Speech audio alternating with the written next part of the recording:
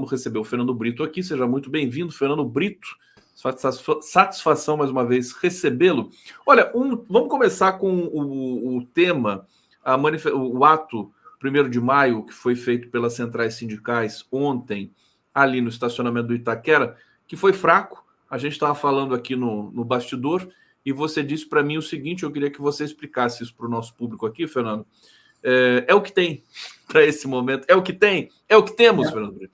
É o que temos, porque as manifestações refletem a efetividade que cada uma delas pode ter sobre a vida real. Tá? E nós estamos vivendo, há muito tempo já, um esvaziamento dos sindicatos e da luta sindical como força de transformação. Tá? Nós vivemos isso desde os anos 90. Até aquele pico que o movimento sindical atingiu nos anos 70, final dos anos 70 e durante os anos 80, ele está muito distante. Está muito distante. E a sociedade, ela, como os seres humanos, também vai mudando, mas não muito. Eu estava lembrando que tem uma música que ficou famosa na interpretação da Mercedes Sosa, que diz que o tempo passa e vai nos fazendo velhos, e que eu já não reflito o amor como ontem. Cada conversa, cada beijo, cada abraço, sempre tem dentro dele um pouco da razão, um pouco do pensamento racional. E a gente sentiu esse esvaziamento do movimento sindical.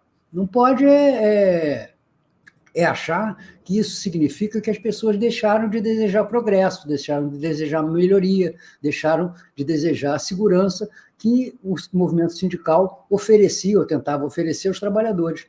Só mudou a forma e a gente tem que entender as novas formas. Eu acho que não tem caso mais ilustrativo, por exemplo, que essa questão da regulamentação do trabalho dos motoristas de aplicativo.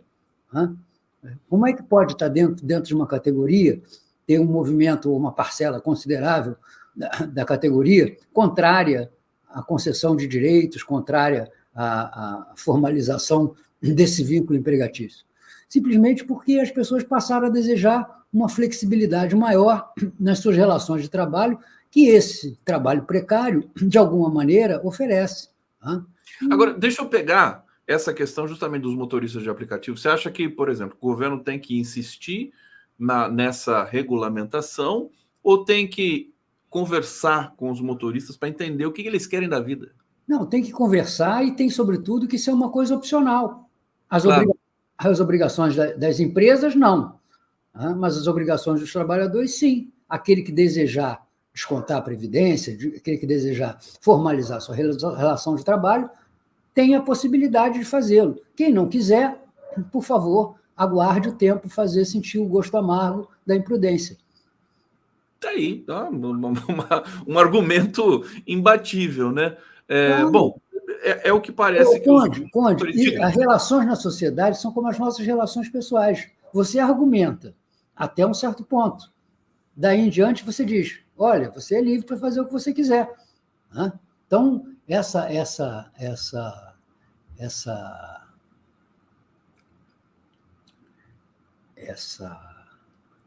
relação também na regulamentação trabalhista, o que não pode é deixar que as empresas se beneficiem disso.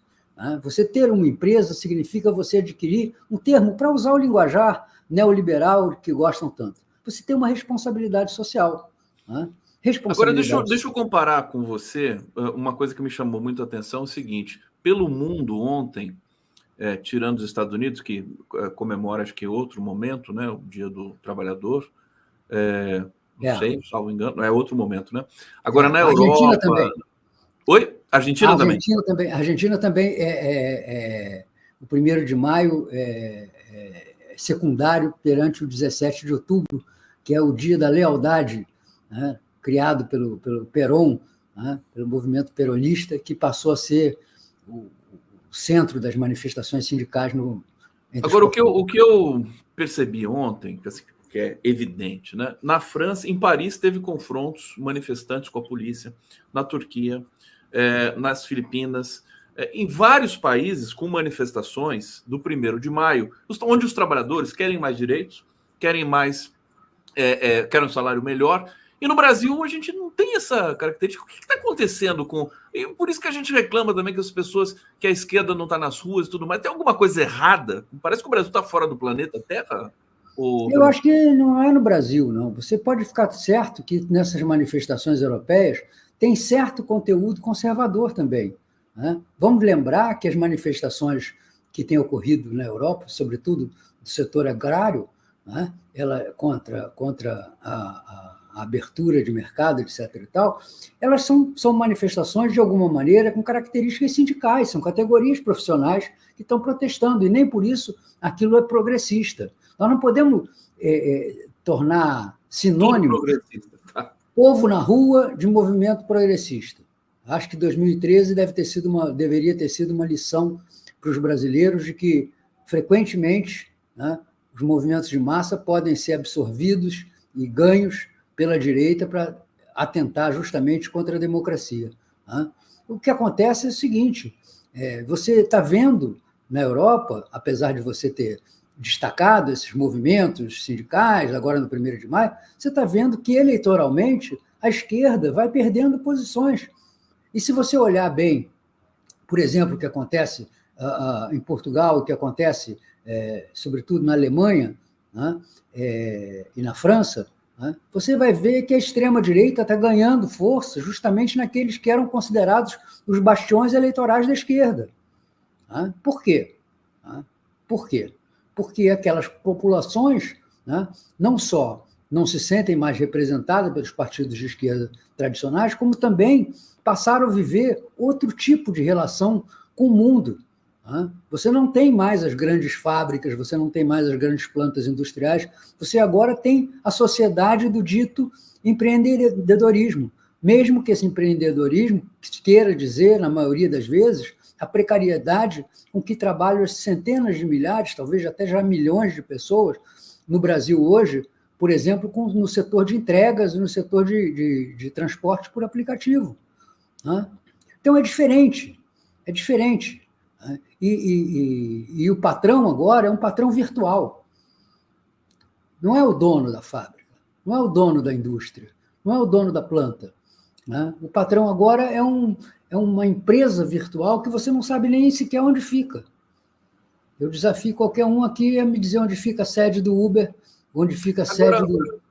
O meu querido Fernando Brito, deixa eu trazer comentários aqui do público, que já está participando aqui. Vamos aqui preparar aqui o box para deixar os comentários em tamanho grande, aqui para todo mundo enxergar.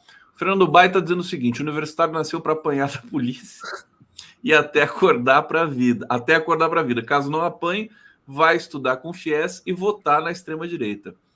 Senta o cacete. Que coisa horrorosa, Fernando Bai. Você concorda com o Fernando Bai, o Fernando Brito? Eu não concordo, mas eu acho que ele não tirou essa observação do nada, não. Não tirou do nada, né? Verdade. Olha, Norma Serra, concordo com o Brito, porque estamos perdendo tempo com uma classe que não quer ser regulamentada. Se acham empreendedores. E aí? O problema é que houve ali enganaram ali, né? Apareceu uma figura que se dizia representante dos motoristas de aplicativo, que os motoristas não reconheceram como representante, evidentemente, e que se sentou numa mesa fictícia daí, né? É difícil você encontrar representatividade garantida. Como é que você vai fazer isso? Não tem sindicato. Quem é o representante? É o representante quem funda uma associação qualquer e passa a se dizer representante. Né? Autoproclamado, né? Nós já tivemos um exemplo que, embora não tão evidente, foi assim com os caminhoneiros. Quantos grupos de caminhoneiros? Aí, de repente, aparecia assim, o Chorão. Quem é o Chorão? Ninguém sabe. Né? Pareceram umas figuras estranhas. Um até se elegeu deputado, o tal do Zé Trovão. Né? Parece que o cara nunca foi caminhoneiro. Né? E é isso. É uma personagem. O fake é mais amplo do que se imagina. Ô, Fernando Brito, você vai no show da Madonna? Absolutamente aí... não, senhor. Absolutamente não. Ela tá, mas é um show aí com milhões e milhões de pessoas. Você não tem vontade? Você não acha a Madonna libertadora?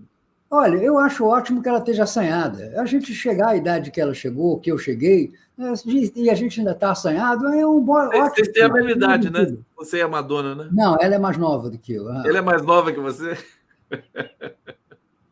Tá aí o Brito. Devas Vasconcelos está dizendo aqui, Conde, chama especialistas na área ambiental para falar de adaptação a mudanças climáticas. Ouvi tua live ontem falando em plantar árvore, mas precisa ser da forma adequada para cada bioma.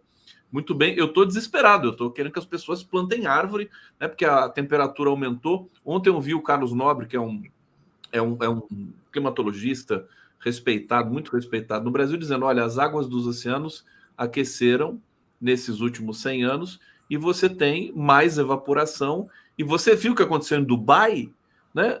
É impressionante o que aconteceu em Dubai. E agora no Rio Grande do Sul, somando Laninha e El Niño, você vai ter a chuva, inclusive nesse momento está previsto que até domingo as chuvas continuarão fortes no Rio Grande do Sul. O que o nosso mestre Brizola falaria dessa chuva no Rio Grande do Sul, né? Terra querida do... Olha, o Conde, você é um cara que certamente conhece a teoria do caos, conhece a história das asas da borboleta do outro lado do mundo. Né? Tudo isso influi. Né? Tudo isso influi. Acho que a preocupação do nosso amigo aí, que tem que plantar a árvore certa, etc. e tal, no ponto de vista individual, do ponto de vista de quem vai plantar uma árvore no seu quintal, no seu jardim, não se aplica. Não há nenhum problema desse tipo de iniciativas individuais, e elas são boas, inclusive, para introduzir as pessoas nessa questão ambiental, né? Porque elas começam a se interessar. Né? A preocupação delas com o ambiente ganha uma representação concreta naquela árvore. A gente tem que entender que o mundo ele não está mudando no sentido de ter se tornado uma coisa diferente. O que está acontecendo com o fenômeno climático é uma exacerbação dos fenômenos naturais. Os eventos extremos, eles são a extremação de um evento que já é natural. Essa época é uma época em que o Brasil costuma ficar, né, a época das secas, costuma ficar com a massa de alta pressão na área continental. Isso cria um bloqueio para as frentes frias que vêm do sul, subindo pela Argentina, pelo Uruguai, pelo Rio Grande do Sul, e que não conseguem passar aquela massa de ar quente que está sobre o continente. E aí o que acontece é a precipitação. O que nós temos que fazer é entender que não é a chuva que nos mostra a gravidade da situação. O que mostra a gravidade da situação é o aquecimento do planeta pela produção do calor como subproduto da atividade industrial, empresarial, atividade humana em geral. Né? É como se nós pensássemos assim, né? Olha, eu vou colocar um aparelho de ar-condicionado para transformar esse meu quarto aqui, ou a minha casa, num ambiente mais confortável, mais amigável, mais conveniente para mim. Tudo bem. Só que, lembre-se, o ar-condicionado tem aquela unidade externa, que está jogando calor para o meio ambiente e que está contribuindo para aquecer o ambiente onde a minha casa, o meu apartamento está inserido. Nós estamos fazendo isso. Tá? Nós estamos transformando água, petróleo, tá? Sol em energia. E essa energia, ela gera, né, não só a poluição convencional, que é a poluição das partículas lançadas no ar, mas também a poluição térmica, à medida que nós vamos elevando a temperatura do ambiente que nos cerca. É isso que está acontecendo. Tá? Então, existe um limite para o desenvolvimento da sociedade. Nós não podemos mais pensar o mundo como uma fonte de recursos inesgotável. Alguma hora a gente tem que dizer, olha, lotou. Fala isso para o Elon Musk, né? Fala isso para a direita, né? Para a extrema-direita. Elon Musk realmente é um factoide. Eu continuo, como nós comentamos no programa anterior, preferindo César Maia em matéria de factoide, produtor. De criar factoide. Fernando Brito, olha, mais um pouquinho aqui no bate-papo. O Gerson Arquitetura está dizendo: a assanhada foi ótima. Realmente, a assanhada, essa altura do campeonato, né? É um qualificador já um pouco defasado, né, Fernando Brito? Não, deixa as pessoas serem como são. Deixa as pessoas serem como são, Conde. Olha, deixa. Todo mundo se acerta. Todo mundo se acerta. Claro. É o horário, né, gente? Daniel V. O gosto amargo da imprudência. Muito bom. Fernando, foi bonito o que você falou, hein? O gosto amargo da imprudência. Jandira Feira, fui sindicalista, mas sindicatos não respondem às necessidades atuais. Hussein Brasil está aqui. Polícia de Los Angeles atinge rosto de estudante com borracha. Antes de falar do movimento dos estudantes nos Estados Unidos, eu queria te perguntar o seguinte: o governo recorreu ao STF por conta da desoneração. Vou ser repetitivo aqui, porque é uma questão que está reverberando ainda em Brasília. E aí o Haddad até chegou a dizer que pode ficar até pior do que estava antes, porque a gente vai ter que sentar e negociar com prefeituras e representantes dos empresários mais uma vez, ou simplesmente o correto seria deixar a decisão do STF tomar corpo, enfim, tomar as rédeas da situação. Queremos te ouvir um pouco sobre isso. Olha, justiça, na sua definição mais moderna, é a instituição onde você faz a composição das divergências. Quando eu falei aqui no último programa que isso ia terminar num acordo, né, não tinha saído ainda a decisão do ministro Cristiano Zanin. E aí saiu a decisão dele suspendendo a lei aprovada pelo Congresso. Eu continuo mantendo a mesma posição. Isso vai terminar num acordo. Tá? Porque ninguém dos dois lados pode partir para o tudo ou nada. Tá? O lobby empresarial e a imprensa junto com ele, pela desoneração da Folha, ou seja, pela possibilidade desse grupo de empresários continuar pagando menos do que pagaria normalmente pela folha previdenciária de seus empregados, isso não encontra paralelo em qualquer outra reivindicação, porque mexe com o bolso. Mas, diante da possibilidade de perderem tudo, certamente, não agora, mas talvez daqui a algum tempo, um mês, 2 meses, né, esses setores se abram para uma negociação de um processo de transição que leve à normalidade da sua responsabilidade previdenciária, que foi abolida em 2011, quando Dilma Rousseff começou a lançar o programa de substituição tributária na área da Previdência, deixando que fosse recolhido em lugar da folha de pagamentos sobre o faturamento das empresas. Então, eu acho que isso aí vai caminhar nessa direção, porque, como tudo aquilo que envolve interesses materiais, nós vamos ter, né, a prevalência desses interesses sobre tudo, sobre a constitucionalidade, sobre a necessidade arrecadatória. Nós vamos ter a prevalência da possibilidade de que esses grupos, em lugar de voltarem a pagar tudo que deviam, paguem apenas uma parte. Tá aí, Fernando Brito, aqui no 11 News. Estou escutando uma musiquinha aí no seu ambiente ou é impressão? É o celular que estava tocando aqui. Se você não tem o celular. Eu vou parar a câmera aqui e vou lá desligar. Só para saber.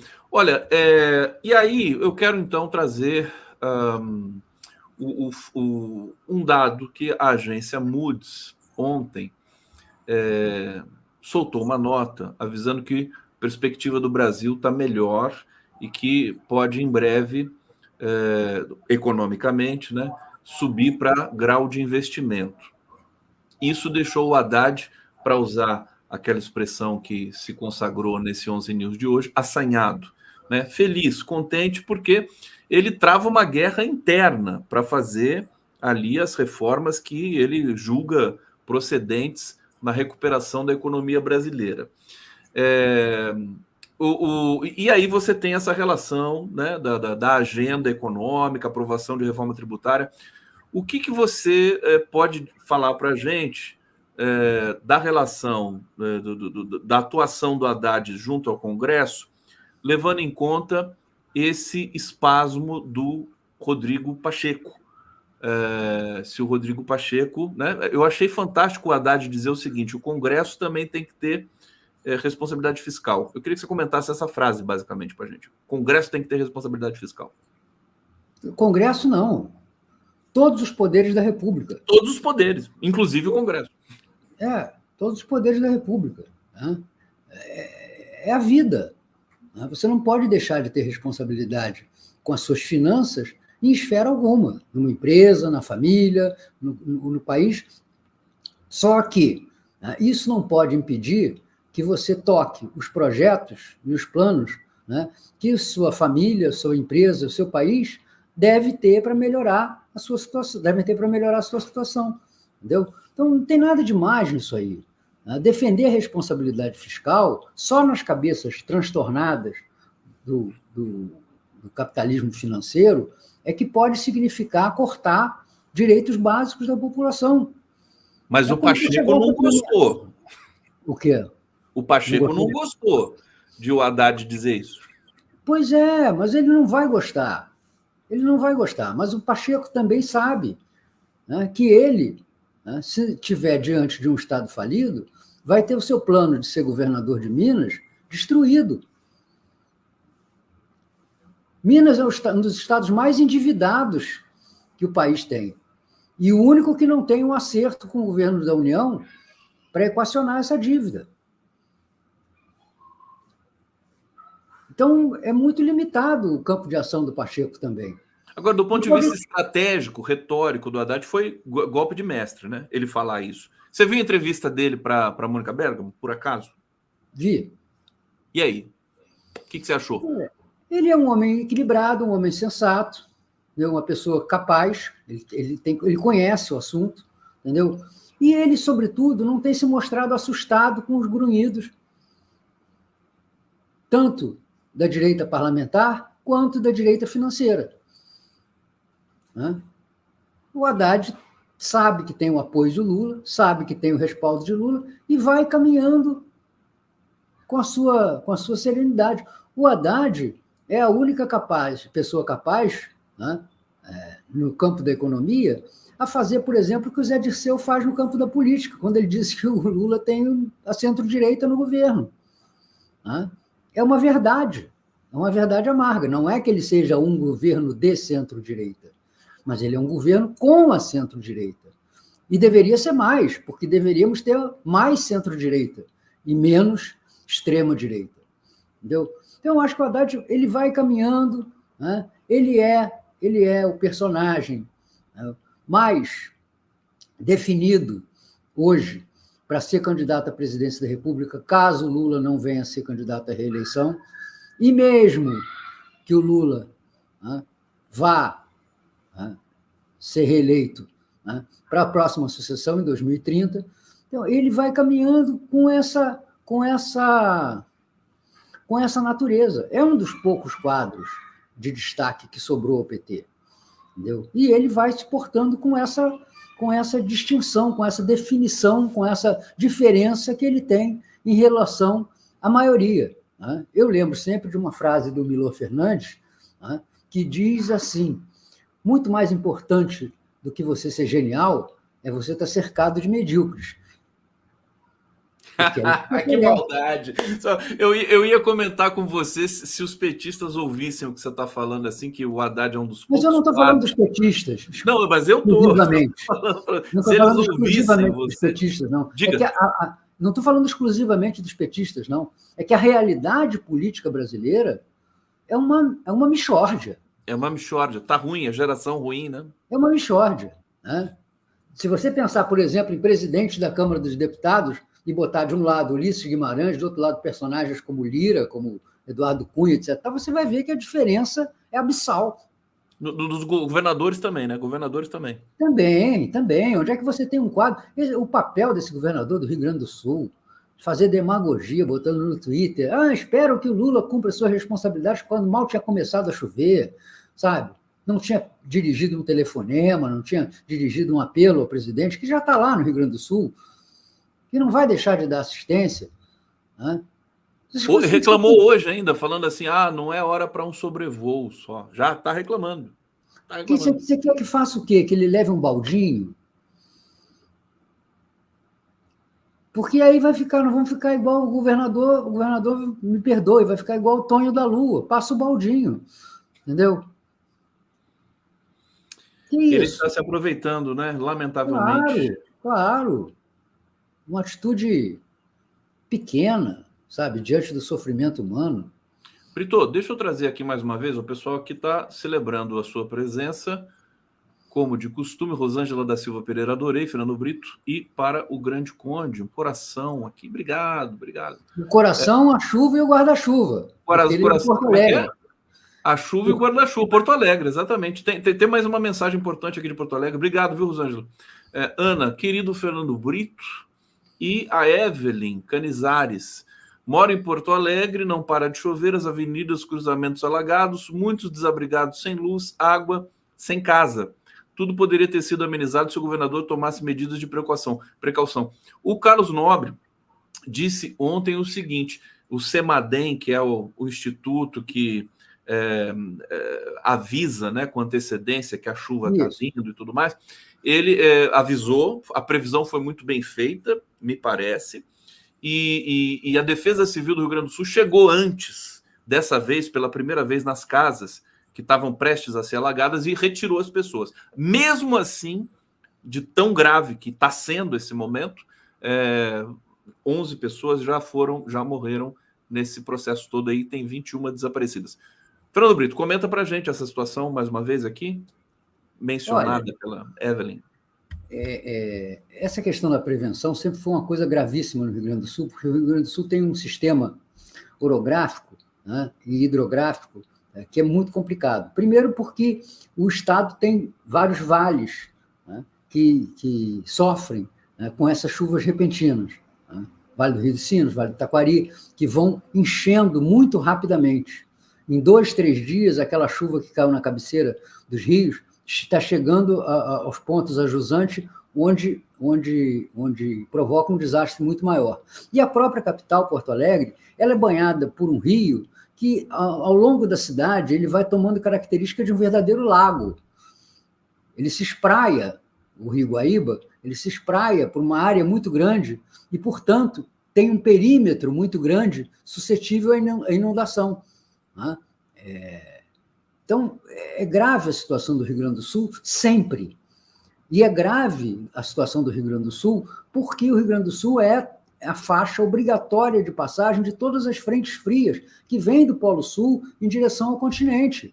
Não há praticamente possibilidade de uma frente fria chegar ao interior do Brasil sem ter passado pelo Rio Grande do Sul ou, no caso do chamado Rio Amazônico, ter descido da Amazônia, passando naquela faixa ali do Mato Grosso do Sul, Mato Grosso do Sul, Paraná e Santa Catarina. Né? Essa é uma fatalidade previsível, conhecida, né? E que no Rio Grande do Sul a mudança climática só está fazendo ela aumentar de tamanho. Né? Não faltaram avisos, né? Seja do CEMADEM, seja da Defesa Civil, seja da própria história das inundações que o Rio Grande do Sul vem sofrendo progressivamente. Então, esse tipo de situação, ele só se resolve e parcialmente, não se resolve totalmente, quando você começa a ter um tempo onde a engenharia, as autoridades, os poderes públicos começam a pensar grande, começam a pensar em escala maior. A ponte, que tinha um vão sobre o rio de 3 metros, 4 metros, 5 metros, e que resolvia bem 95% dos casos nos temporais dos anos 60, 70 e 80, hoje, com essa altura, ela não resolve mais nada. Ela fica submersa, ou então ela é arrastada, como a gente viu agora nas imagens.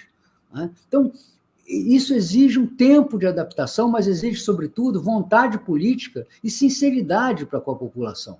Porque se os governantes não dizem claramente que certas áreas são impossíveis de continuarem ocupadas, né, nós vamos ter um problema insolúvel. O próprio Carlos Nobre, nessa entrevista que você se referiu, que eu assisti também, diz que hoje nós temos no Brasil cerca de 2 milhões de pessoas que têm que ser retirados dessas áreas sujeitas a desastres naturais. Para retirar essas pessoas em condições dignas, humanas, nós precisamos de projetos habitacionais, nós precisamos de projetos de urbanização, nós precisamos de financiamento, nós precisamos do BNDES, nós precisamos que o dinheiro do poder público crie esses vetores, esses canais de indução do desenvolvimento em condições mais sustentáveis. Não se fará isso sem o investimento do Estado. E para ter o investimento do Estado é preciso que as verbas públicas sobrem da verdadeira praga de gafanhotos que se tornou o legislativo em cima do orçamento da União. Pois é. E aí, repito, né, quando eu vejo manifestações no mundo todo no 1º de maio, ou de outras questões, de outras circunstâncias e tudo mais, eu acho que no Brasil está faltando um pouco isso, quer dizer, a população se revoltar, mas isso é uma questão já até posta, estabelecida, que já ficou velha. Agora, e precisa de ousadia, né, nos governos. Acho que precisa de ousadia. A gente tem um certo acanhamento também, por questões de arrumação econômica. Olha, a Denise Tessuto está dizendo aqui, não se fala nada sobre o Leite ter reservado só 30 mil para a Defesa Civil no orçamento. Agora ele passa o problema para Lula. Bom, vamos torcer, a gente vai continuar noticiando aqui. Acho que o governo federal, inclusive, está indo com muita força para tentar conter os prejuízos e desastres ali, sobretudo as vidas humanas, né, no Rio Grande do Sul. Vamos continuar acompanhando aqui na nossa programação. Brito, quer falar um pouco sobre os estudantes nos Estados Unidos, que você estava me falando no bastidor, te lembrou aquele momento que lembra recorrentemente Vietnã e tudo mais. Quanto mais eles estavam sendo oprimidos pela polícia, mais o evento crescia. Só que hoje a polícia desmontou o acampamento na Universidade de Los Angeles e tudo mais. A coisa está ficando mais feia. O que você pode dizer para a gente? Como é que você está avaliando essa situação? Eu acho que depende do desenrolar da situação no Oriente Médio. Né? Eu acho até que demorou muito a haver essa reação. Né? Tamanha brutalidade e desumanidade com que as coisas se desenvolveram na faixa de Gaza. Né? E acho que pode haver uma aposta, né, do establishment norte-americano de que essas manifestações fiquem restritas a esses ambientes elitistas de universidade, que elas não se espraiem e que elas desapareçam, como se esperou que desaparecessem quando começaram a surgir os protestos contra a guerra do Vietnã, né, nos anos 70, quando se achava até que as férias de verão nas universidades americanas iam acabar com o movimento, e a gente sabe que foi um movimento que se espraiou e tomou conta da sociedade americana como um todo. Então, eu acho que essas situações são imprevisíveis e não acho que sejam exageradas, né? Acho que elas, inclusive, são uma homenagem, né, àquilo que, no final das contas, né, a juventude, sobretudo a juventude que estuda, que quer o progresso, que quer compreender melhor o mundo, né, se manifestam, entendeu? Isso é a renovação do ser humano, né? E hoje já citei a Mercedes Sosa, eu me lembro de outra música dela, que ela fala que me gustam los estudiantes, né? Jardim de nuestra alegria. São aves que não se assustam com o ladrar da cachorrada. Né? É isso, entendeu? A gente... É a natureza da juventude. E ainda bem que nós temos essa natureza da juventude, porque parece que a humanidade como um todo, né, se conformou em manter o silêncio diante da monstruosidade que é o assassinato de quase 40 mil pessoas, né, lá na faixa de Gaza, em que nós estamos mais preocupados, ao que parece, na grande mídia institucional, em discutir se é ou não é genocídio, se preenche tais ou quais características de genocídio, e o efeito dessa comparação com com a mortandade dos próprios judeus durante a Segunda Guerra Mundial. Ainda bem que tem essa juventude. Que se espalhou, um movimento que se espalhou pela Europa também, na França. Vença ou não vença, vença ou não vença, a insubmissão desses jovens, a visão de um mundo onde se banalize a morte das pessoas, ela é a garantia de que nós não somos ainda uma espécie perdida. Fernando Brito aqui nos News, eu vou aproveitar para trazer para a tela, para o quadro aqui, o nosso querido Salem Nasser, que é um dos maiores especialistas nas questões sobre o Oriente Médio.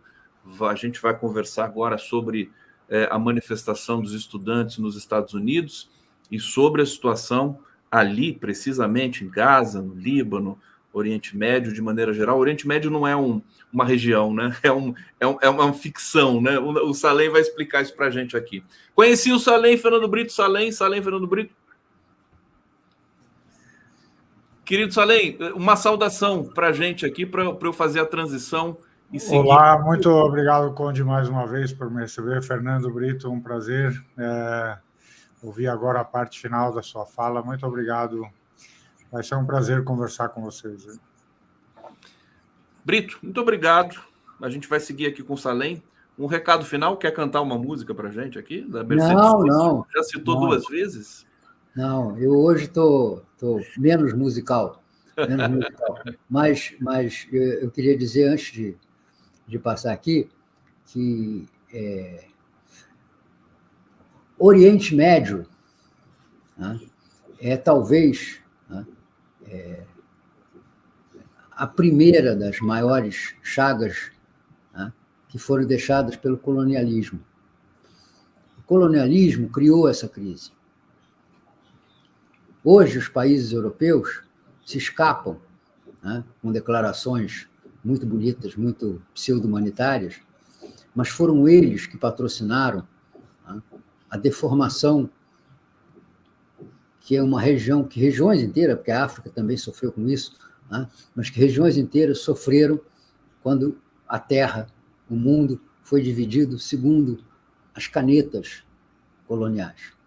Então, esse é o problema essencial do Oriente Médio. Um abraço a todos. Até a próxima. Obrigado, Fernando Brito.